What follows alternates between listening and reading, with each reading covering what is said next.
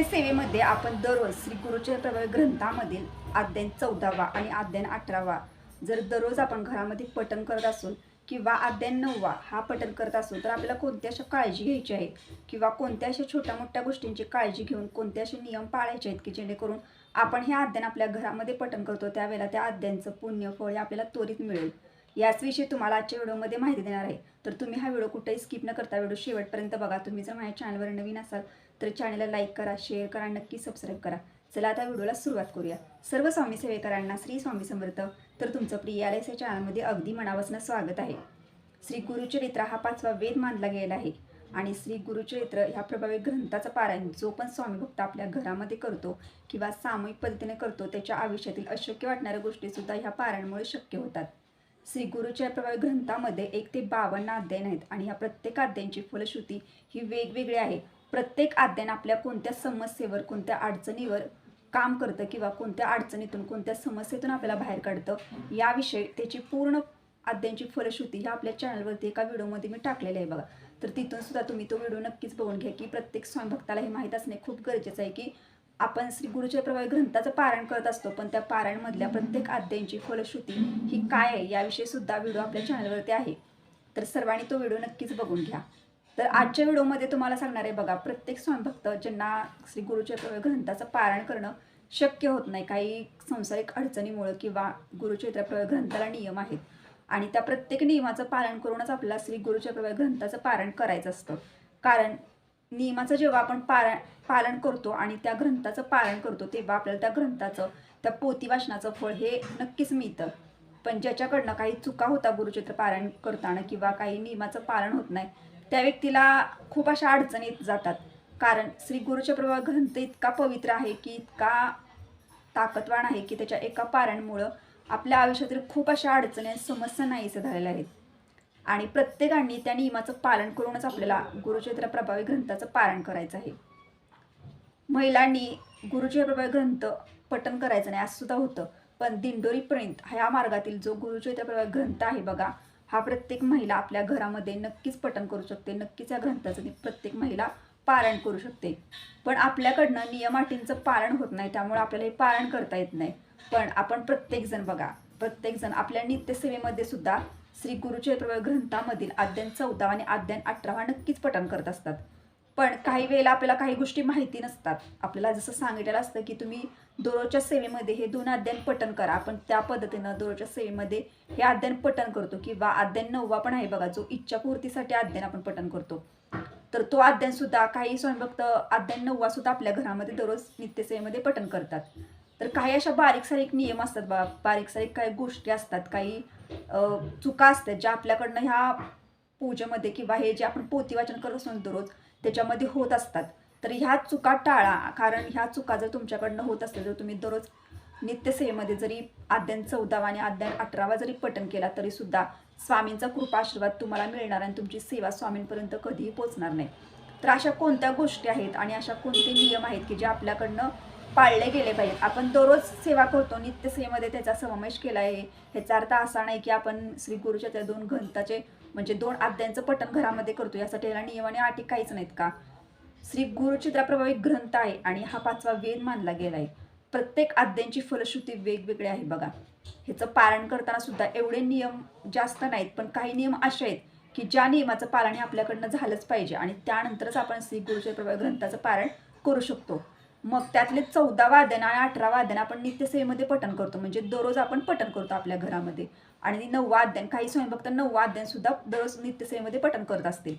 पण कोणते नियम असे आपण पाळायचे आहेत तर बघा, आपण ज्या दिवशी अध्याय 14वा आणि अध्याय 18वा आपल्या घरामध्ये पठण करतो.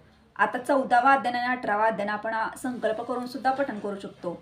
पण काही स्वयंभक्त हे संकल्प न करता सुद्धा आपल्या नित्यसेवेमध्ये जसं आपण स्वामी चरित्र सारामृताचे 3 अध्याय पठण करतो आणि स्वामींचा 11 माळी जप करतो त्याच पद्धतीनं ते आपल्या दररोजच्या सेवेमध्ये अध्याय 14वा आणि अध्याय 18वा पठण करत असतात. किंवा काही स्वयंभक्त असे असतील बघा जे 9वा अध्याय दररोज आपल्या घरामध्ये न चुकता पठण करत असतील संकल्प न करता. पण ह्याचा अर्थ असा नाही की नियम आणि अटी नाहीच आपण काहीच पाळायचं नाही नुसते अध्याय पठण करायचे का.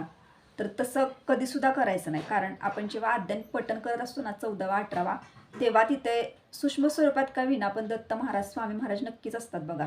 यासाठी काही गोष्टी आपण लक्षात घ्यायच्या आणि काही गोष्टीच्या आपल्याकडनं पालन झालं पाहिजे बघा, की जेणेकरून आपण हे अध्ययन जर तुम्ही 1 महिना जरी पठण केलं तरी सुद्धा तुमची जी इच्छा असेल ती इच्छा पूर्ण होईल. तुमच्यावर जी अडचण असेल त्या अडचणीतून तुम्हाला स्वामी मार्ग दाखवतील किंवा तुमच्या आयुष्यात एखादा खूप मोठा प्रॉब्लेम आहे त्यातून सुद्धा तुम्हाला बाहेर काढतील. यासाठी आपण हे अध्ययन आपल्या नित्यसेवेमध्ये पठण करतो. गुरुचरित्रातला 14वा अध्याय हा आपण एखादा आपल्यावर अचानक संकट येतं किंवा एखादे अचानक खूप मोठे प्रॉब्लेम येतात की ह्यातून आपल्याला बाहेर पडण्यासाठी अध्ययन 14वा आपण पठण करत असतो. अध्ययन 18वा आपण का पठण करतो तर आपल्या घरामध्ये आलेला पैसा टिकून राहावा. एखाद्या व्यक्तीवर खूप कर्ज असतं बघा आणि त्या कर्जाचे हप्ते तो फेडत असतो दिवस रात्र, पण ते कर्ज कमी होत नसतं. तुम्ही हा अध्ययन अगदी मनापासून 18वा पठण करा, त्यातून तुम्हाला नक्कीच स्वामी मार्ग दाखवतील. तुम्ही कर्जमुक्ती नक्कीच होईल, म्हणजे कर्ज कमी होईल, आपलं घरामध्ये आलेली लक्ष्मी टिकून राहील. यासाठी आपण अध्ययन 18वा पठण करत असतो. आता अध्ययन 9वा हा इच्छापूर्तीसाठी आपण अध्ययन पठण करतो बघा. एखाद्याची खूप दिवसापासून एक इच्छा असते की जी इच्छा अपूर्ण राहिली त्या गोष्टीसाठी खूप प्रयत्न करतो. काहींना स्वतःचं घर हवं असतं, काहींची एक इच्छा असते किंवा काहींना मनासारखी नोकरी हवी असते. यासाठी तुम्ही श्री गुरुचरित्र ग्रंथामधील अध्ययन 9वा घरामध्ये पठण करू शकता. आता हे आपल्या चॅनलवरती आहे की आपल्याला नित्यसेवेमध्ये 2 अध्ययन कसे पठण करायचे किंवा 9वा अध्ययन कसा पठण करायचा. पण खूप असे स्वामी भक्त आहे की त्यांना म्हणजे खूप असे मनामध्ये प्रश्न निर्माण होतात. पठण ते करत असतात पण त्यांच्या मनामध्ये काही प्रश्न निर्माण होतात, शंका निर्माण होत असतात. तर त्या प्रश्नाचं त्या शंकांचं निरसन तुम्हाला आजच्या व्हिडिओमध्ये नक्कीच होईल बघा. आपण जेव्हा पण हे 2 अध्ययन पठण करण्यासाठी घरामध्ये ठरवतो की मी आजच्या दिवसापासून हे गुरुचरित्रातला अध्ययन 14वा आणि अध्ययन 18वा घरामध्ये नियमित पठण करणार, तर त्यावेळेला आपल्याला कोणत्या गोष्टींची काळजी घ्यायची आहे किंवा 9वा अध्ययन जरी तुम्ही पठण करत असला तरी सुद्धा आपल्याला ह्या गोष्टींची काळजी नक्कीच घ्यायची आहे. जेव्हा आपण आता जॉब करणाऱ्या महिला असतील किंवा जॉब करणारे पुरुष असतील किंवा काही महिला घरामध्ये जरी कामामध्ये व्यस्त असतील तर त्यांना मला एक सांगायचं आहे, जेव्हा तुम्ही अध्ययन पठण करायचा घरामध्ये नित्यसेवेमध्ये पठण करता त्यावेळेला तुम्ही हे अध्ययन दररोज न चुकता सकाळी पठण करा. जेवढं शक्य होईल तुम्ही तेवढा अध्ययन सकाळी पठण करण्याचा प्रयत्न करा. लवकर उठून पठण करण्याचा प्रयत्न करा. दिवसभर आपण कामानिमित्त बाहेर असतो किंवा आपली घरातली सुद्धा खूप अशा कामं असतात की हे सर्व करायचं आणि नंतर तिथे जाऊन आपण पुन्हा ते 14वा आणि 18वा अध्ययन पठण करणं हे तेव्हा आपल्याला मनामध्ये सुद्धा आपल्या खूप अशा शंका येत असतात बघा. त्यासाठी सकाळी जेव्हा आपण उठतो बघा, जेव्हा आपला आंघोळ वगैरे होतं तेव्हा जवळजवळ अर्धा तास तुम्ही नक्कीच काढा आणि सकाळी लवकर उठून तुम्ही हे 2 अध्ययन पठण करा. तुमच्या मनाला सुद्धा खूप प्रसन्न वाटेल आणि तुम्हाला सुद्धा असं छान वाटेल की माझ्याकडनं स्वामींची सेवा झालेली आहे. पण असं करू नका की ते अध्ययन दिवसभर कधी जरी पठण करायचे तरी चालतं म्हणून दिवसात कधी पण इकडून तिकडून जाऊन यायचं आणि नंतर ते देवघराजवळ बसायचं, नंतर ते अध्ययन पठण करायचं. आपल्याला जसा वेळ मिळेल तसं ते अध्ययन तुम्ही पठण करता. तर असं चुकूनही करू नका. असं आपण काही स्वामी भक्त असेच करतात, सकाळी नाही जमलं ना तर दिवसभर आपली जी कामं असतील ते सर्व करून यायच्यात आणि घरी नंतर संध्याकाळी ते 2 अध्ययन पठण करायचे. तुम्ही सकाळी लवकर उठा. लवकर उठून जेवढ्या तुम्ही स्वामींची सेवा करणार ना तेवढं तुम्हाला ते सेवेचं फळ त्वरित मिळणार आणि सकाळी आपलं मन सुद्धा खूप शांत असतं बघा. मनामध्ये सुद्धा सकारात्मक विचार असतात आणि आपल्याला हे 2 अध्ययन ही सकारात्मक विचारतेनंच पठण करायचे की मी जे आता अध्ययन पठण करत आहोत त्यातून माझी जी इच्छा असेल ती स्वामी महाराज नक्कीच पूर्ण करणार आहेत. एक सकारात्मक विचार आपल्या मनामध्ये असतात. आपलं मन सुद्धा सकाळी शांत असताना आपल्याला प्रसन्न वाटत असतं. यासाठी जेवढं शक्य होईल तेवढं तुम्ही सकाळी अध्ययन हे दोन्हीही अध्ययन सकाळी पठण करण्याचा प्रयत्न करा. 9वा अध्ययन सुद्धा सकाळी पठण करण्याचा प्रयत्न करा आणि ज्यांना नाही शक्य होत सकाळी पठण करणं तर त्यांनी संध्याकाळी एकच वेळ ठेवा, पण जेवढं तुम्हाला शक्य होईल तेवढं 3 तासांच्या आधी हे अध्ययन पठण करा. म्हणजे रात्री वगैरे 8, 8:30, 9 वाजता अशी वेळ घेऊ नका अध्ययन पठण करण्यासाठी. तुम्ही 5:30, 5, 6च्या दरम्यान हे अध्ययन तुमच्या घरामध्ये पठण करू शकता. पण तेव्हा जर आपल्या घरामध्ये आपण अध्ययन पठण करत असू तर तेवढंच आपलं पावित्र्य आपल्याकडनं राखलं गेलं पाहिजे. तेवढ्याच आपण चुकासुद्धा टाळल्या पाहिजेत. कारण आपण दिवसभर इकडे तिकडे फिरतो, त्यानंतर तुम्ही घरी येता तर त्यावेळेला तुम्हाला जर अशी तुमच्या वेळ असेल की तुम्हाला नाही बाहेर जायलाच लागतं आणि सर्व कामं करायला लागतात आणि त्यानंतर तुम्ही घरी येऊनच हे अध्ययन पठण करू शकता. सकाळी तुमच्या घरामध्ये खूप प्रॉब्लेम आहे, सकाळी तुम्हाला हे अध्ययन पठण करणं शक्य होत नाही, तर त्या व्यक्तीने संध्याकाळी तोंड वगैरे स्वच्छ धुवायचं आल्यानंतर जॉबवरून आणि घरामध्ये गोमूत्र शिंपडायचं आणि त्यानंतर आपण या दोन्ही अध्ययन देवघराजवळ बसून पठण करू शकतो. तर हे तुम्हाला सांगितलं. तुम्हाला मी एवढं सांगते की दिवसभरामध्ये तुम्ही अध्ययन का पठण करू नका. तुमच्या घरामध्ये जर तेवढी पावित्रता असेल तर तुम्ही संध्याकाळी 6च्या दरम्यान 5च्या दरम्यान हे अध्ययन पठण करू शकता. पण खूप असे स्वामीभक्त आहेत की त्यांच्या घरामध्ये मांसाहारी पदार्थ बनवले जातात, त्यामुळं पठण करा. दिवसभर तुम्ही ज्या काही तुमची वस्तू असतील त्या वस्तूंना तुमचा चुकून का विनापण हात लागतो, यासाठी मी सांगते की तुम्ही हे 2 अध्यायांचे पठण करतात गुरुचरित्रातलं, ते सकाळीच लवकर उठून पठण करा. दिवसभरामध्ये आपल्याकडनं तेवढं पावित्र्य राखलं जात नाही. जरी ती व्यक्ती अध्ययन पठण करणारी जरी व्यक्ती असेल, ती जरी मांसाहारी करत नसेल, तर तिला इतर व्यक्तींसाठी बनवून द्यावं लागतं. आणि गुरुचरित्रा प्रभावी ग्रंथामधील काय स्वामी सेवेतला हा कडकडीत एक नियम आहे की जेव्हा आपण अशा वस्तूंना, मांसाहारी पदार्थांना हात लावतो, त्यावेळेला आपल्याला स्वामींच्या मार्गातली कोणती सुद्धा सेवा करायची नाही, की तुम्हाला स्वामींचा जप करायचा ना, की तुम्हाला स्वामीचरित्र सारामृत पठण करायचं ना, की तुम्हाला गुरुचरित्रातले 2 अध्ययन पठण करायचे. हात लावून आपल्याला स्वामींची कोणतीही सेवा करायची नाही. त्यासाठी सांगते की तुम्ही जर हे अध्ययन पठण करायला घेतले असतील नित्यसेवेमध्ये, म्हणजे दररोजमध्ये, तर तुम्हाला हे नियमाचं पालन करूनच हे अध्ययन पठण करायचे आहेत. जर तुमच्या घरामध्ये असे पदार्थ बनवले जात असतील, तर तुम्ही त्या व्यक्तीनं सकाळी लवकर उठून अध्ययन दररोज न चुकता अर्धा तास अध्ययन पठण करण्यासाठी लागतो. घरामध्ये उठून तुम्ही पठण करा. आणि तुमच्या घरामध्ये जर हे पावित्र्य जर राखलं जात असेल, तुमच्या घरामध्ये असे पदार्थ बनवले जात नसतील किंवा तुमच्या घरामध्ये असे पदार्थच आणत सुद्धा नसतील आणि बनवत नसतील, तर त्या व्यक्तीनं संध्याकाळी जरी 5:30च्या दरम्यान जरी हे अध्ययन दोन्ही पठण केले देवघराजवळ बसून तरी चालेल. पण आपल्याला ह्या वस्तूंना हात लावून स्वामींची कोणतीही सेवा करायची नाही. ह्यासाठी तुम्हाला सांगते की आपण आता कसं असतं, तुम्ही व्हिडिओ बघितला की स्वामी म्हणजे श्री गुरुच्या प्रभावी ग्रंथाचं पारायण करणं शक्य होत नाही, तर त्यांनी हे नित्यसेवे म्हणजे दररोज हे 2 हे अध्ययन पठण करू शकता. पण तुम्हाला ह्याच्या पाठीमागची काही कारणं माहीत नाहीत, की आपण जेव्हा हा ग्रंथ पठण करतो त्यावेळेला त्याला एवढे थोडेफार नियम आहेत, पण ते नियम पाळायचेच आहेत आपल्याला. तर आपण जेव्हा गुरुचरित्र 2 अध्ययन पठण करत असतो, तर त्यावेळेला सुद्धा आपल्याला हा एक नियम नक्कीच पाळला जावा तुमच्याकडनं, यासाठी तुम्हाला सांगते. अजून तुम्हाला दुसरी एक गोष्ट सांगायची की तुम्हाला जर खरंच जर शक्य असेल, तुम्ही आता स्वामींची सेवा वगैरे सर्व आपण करतो, तर तुम्हाला जर खरंच शक्य असेल तर परान्न तुम्ही नका घेऊ. तुम्ही जर गुरुचरित्रातले 14वा 18वा अध्याय जर घरामध्ये पठण करत असला आणि तुम्हाला जर खरंच शक्य असेल ना, तर परान्न खाऊ नका, म्हणजे बाहेरचं जेवण वगैरे खाऊ नका दुसऱ्यांच्या घरातलं वगैरे. आणि जर तसंच जर तुमच्या वेळ आले, तर काही वेळेला काय होतं की जॉबमुळे आपल्याला बाहेरचं खायला लागतं, तर तुम्ही गायत्री मंत्र जो आहे ना बघा, तो गायत्री मंत्र आपल्याला 3 वेळा पठण करायचा आहे. आणि त्यानंतर तुम्ही क्षमा मागून ते पदार्थ काय असतील ते खाऊ शकता. पण आता हा गुरुचरित्राच्या ग्रंथ पठणाला म्हणजे पारायण करताना हा नियम आहे. पण जेव्हा तुम्ही 2 अध्ययन पठण करताना त्यावेळेला जरी तुम्ही छोटे मोठे नियमाचं पालन करून जर अध्ययन पठण केले ना, तर तुमची सेवा स्वामींपर्यंत नक्कीच पोहोचेल आणि स्वामींचा कृपाशीर्वाद तुम्हाला मिळेल आणि तुम्हाला त्या सेवेचं फळ त्वरित मिळेल.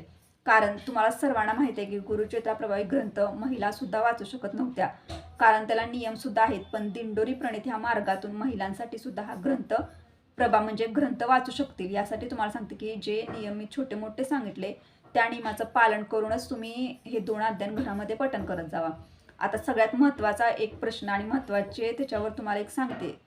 जर जी व्यक्ती नित्यसेवेमध्ये 14वा आणि 18वा अध्ययन पठण करते, शुद्ध अंतकरणाने मनापासून पठण करते, पण ती व्यक्ती जर मांसाहारी करत असेल, तर त्या व्यक्तीनं काय करायचं आहे, ज्या दिवशी तुम्ही मांसाहारी पदार्थ खाणार आहात त्या दिवशी तुम्हाला सकाळीही ते अध्ययन पठण करायचे नाही.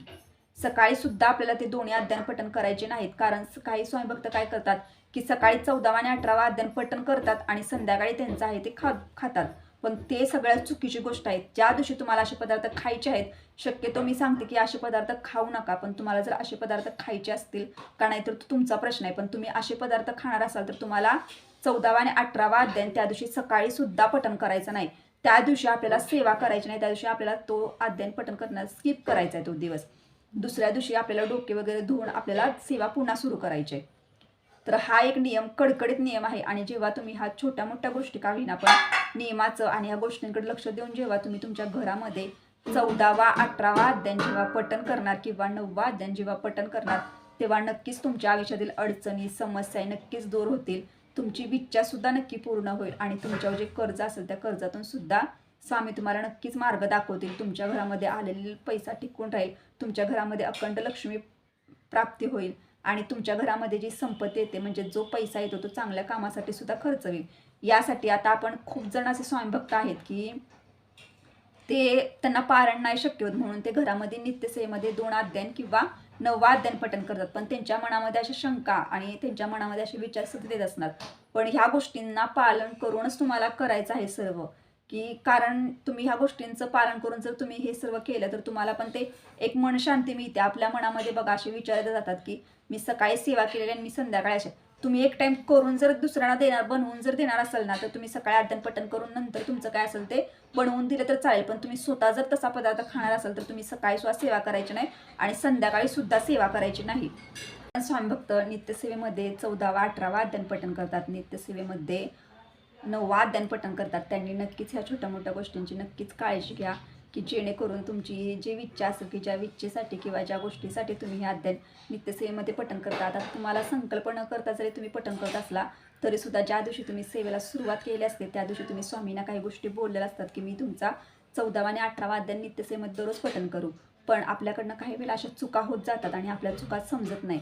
यासाठी यात तुम्ही नियमाचं पालन करा, या गोष्टी लक्षात घ्या आणि त्यानंतर अध्ययन आपल्या घरामध्ये जे आहे तसे पठण करा. तर ह्याच्या आधी तुमच्याकडनं ह्या चुका झाल्या असतील तरी सुद्धा स्वामींना क्षमा मागा आणि आजपासून तुम्ही माझा ज्या दिवशी व्हिडिओ बघता त्या दिवसापासून तुमची जे चुका होतात तुमच्याकडनं त्या चुका टाळण्याचा प्रयत्न करा. आणि मी ज्या व्हिडिओमध्ये सांगितलं त्या सर्व गोष्टींची काळजी घ्या, त्या सर्व गोष्टींचे नियम हे नक्कीच लक्षात घ्या आणि त्यानंतर पठण करा आपल्या घरामध्ये. त्यामुळे तुमची जी इच्छा असेल किंवा तुमची जी समस्या असेल, अडचण असेल, त्यातून स्वामी तुम्हाला नक्की लवकर मार्ग दाखवतील आणि तुम्हाला नक्कीच ह्या पठणाचा किंवा ही जी स्वामींची सेवा करता, हे जे ग्रंथातील अध्ययन पठण करतात त्या अध्ययनाचा पठणाचा अनुभव तुमच्या आयुष्यात नक्कीच तुम्हाला येईल. तर तुम्हाला जर हा व्हिडिओ आवडला असेल तर लाईक करा, शेअर करा आणि नक्कीच सबस्क्राईब करा. भेटूया त्या नेक्स्ट व्हिडिओमध्ये. पण सर्व स्वामी सेवेकरांना श्री स्वामी समर्थ.